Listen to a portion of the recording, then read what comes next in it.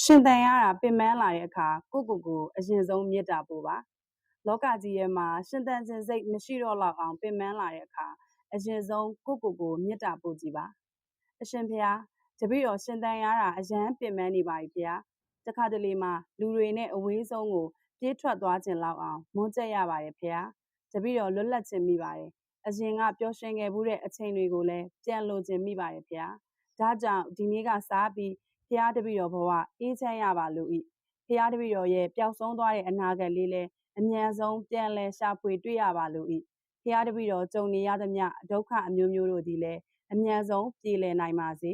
ဖျားတပည့်တော်ရဲ့အတွေးလွန်ပြီးဝမ်းနည်းတတ်တဲ့အကျင့်လေးလဲအမြန်ဆုံးပျောက်ကွယ်သွားပါစေ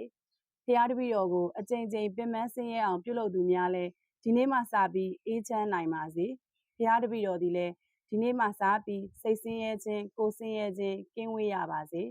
ဖျားတပည့်တော်ကိုနာကျင်စေသူတွေလည်းဖျားတပည့်တော်နာကျင်ရသလိုခံစားရသလိုမနာကျင်ရပါစေနဲ့မခံစားရပါစေနဲ့ဖျားဒီနေ့ဒီချိန်မှစပြီးလူစိတ်မရှိသောသူတွေနဲ့ဖျားတပည့်တော်မစုံစည်းပါရစေနဲ့ဖျားတပည့်တော်ဝမ်းနည်း၍ကြာသောမျက်ရည်များသည်လည်းဒီနေ့ဒီအချိန်ဒီနေရာမှာနောက်ဆုံးဖြစ်ပါစေဖျားရှင်သန်ရတာပင်ပန်းတဲ့အခါတိုင်းကိုဒီလိုလေးမေတ္တာပို့ကြည့်ဖို့မမေ့ပါနဲ့နော်